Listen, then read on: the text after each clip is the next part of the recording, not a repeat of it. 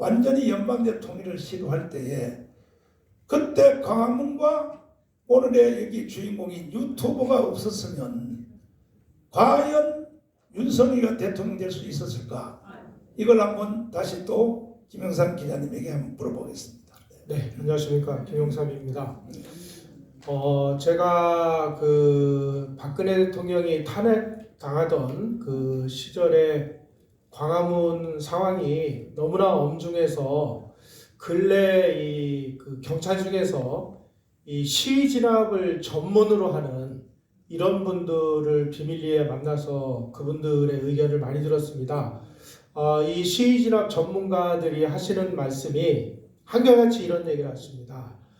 아무리 그 많은 사람이 결집을 한 시위라고 하더라도 이 시위를 간단하게 해산할 수 있는 방법이 있답니다. 이 시위 진압 경찰은 매일 훈련하는 게 뭐냐면 2만이 모였던 5천 명이 모였던 10만 명이 모였던 50만 명이 모였던 그거는 관계없대요. 경찰이 하는 일은 시위를 진압하는 게 아니라 시위를 해산시키는 겁니다. 해산시키려면 어떻게 해야 되느냐? 이 시위대의 한복판을 뚫어서 차량이 통행할 수 있게만 하면 이 시위는 간단하게 해산을 시킬 수 있대요. 경찰의 목적은 시위 진압이 아니고 시위를 해산하는 겁니다. 그런데 광화문에서 시위가 벌어졌을 때 몇십일 동안 시위를 방치를 했죠. 그 시위를 간단하게 해산을 시킬 수 있는 방법은 가운데를 터서 차량만 왕복시키면은 해산된다는 거예요. 자, 그 당시, 이 문제를 우리가 왜 들여다봐야 되느냐? 그러면 그 당시에 시위 진압을 책임졌던 경찰 수뇌부는 이 사실을 몰랐을까요? 알았는데 왜 그 실천을 안 했을까요?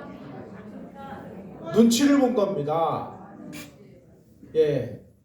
어떻게 될지 모르니까 자기네들은 아이고 이거 뭐 괜히 건드렸다가 뭐 나중에 정권이 바뀌면 자기네들 모가지 달라날 테니까 누가 이길까 구경만 하다가 하다가 정권이 넘어간 거예요. 자, 이런 상황이 됐을 때 우리가 보여줄 수 있는 가장 확실한 방법은 당신들을 지지하고 성원하고 후원하는 국민이 뒤에 말없는 다수가 지켜보고 있다 하는 용기와 희망을 주는 겁니다. 그런 용기와 희망을 주려면 어떻게 돼요? 우리도 나가서 택배도 그 시위하는 거예요. 시위하는 게 곧 애국하는 거이자 나라를 구하는 일입니다. 자, 그때 아주 뼈아픈 체험을 했습니다.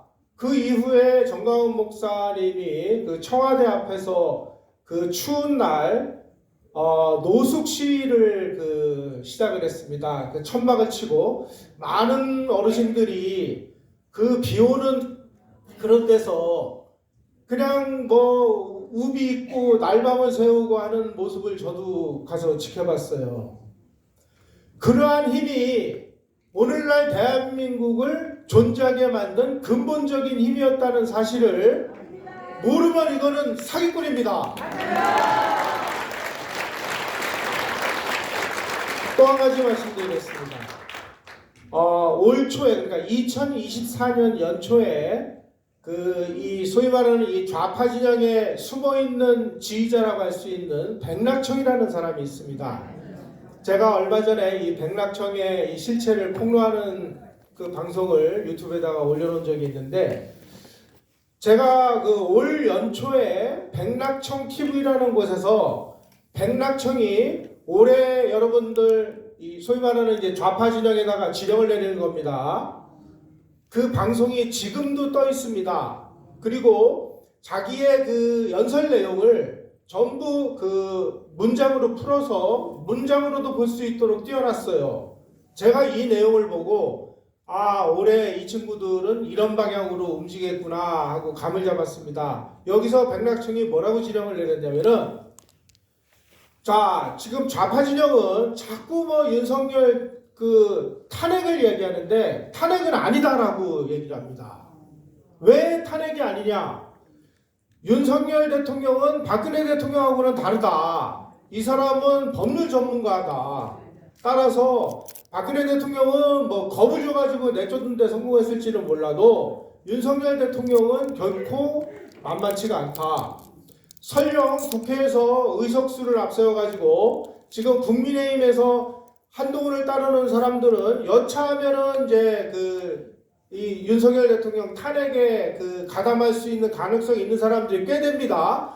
이 사람들의 협조를 받으면 국회에서 윤석열 대통령을 탄핵을 시킬 수는 있다. 그런데 탄핵을 하면 어디로 갑니까? 헌재로 가죠. 헌재로 가면 윤석열 대통령을 탄핵시킬 수 있을 만큼의 확고무동하게 윤석열 대통령이 범법행위라는 사실이 있습니까, 여러분? 백낙청은 이걸 얘기하고 있는 겁니다. 야, 이 바보들아. 윤석열은 국회에서는 탄핵시킬 수 있을지 몰라도 헌재에서는 절대 탄핵 못 시킨다, 이 멍청이들아. 그러니 어떻게 되느냐? 탄핵을 하지 말고 퇴진을 시키는 쪽으로 나가야 된다. 퇴진을 시키기 위해서는 어떻게 해야 됩니까?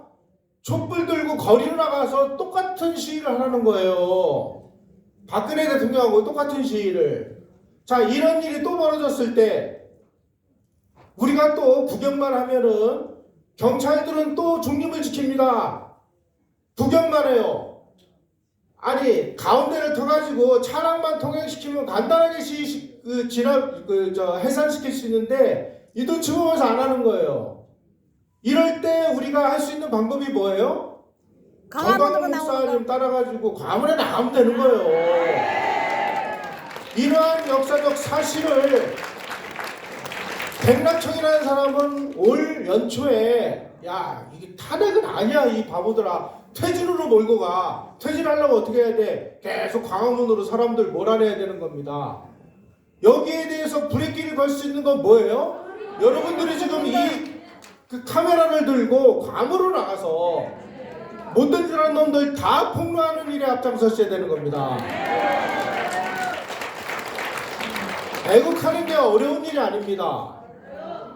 또 한 가지는 이제 현장을 막 떠다니고 그러시는 분들은 공부할 시간이 조금 부족해요.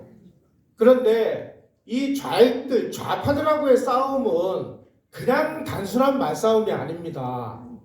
이 좌익과 공산주의의 핵심 본질이 뭡니까, 여러분? 이 사람들은 거짓말하는 거예요. 거짓말도 아주 교묘하게 거짓말을 합니다.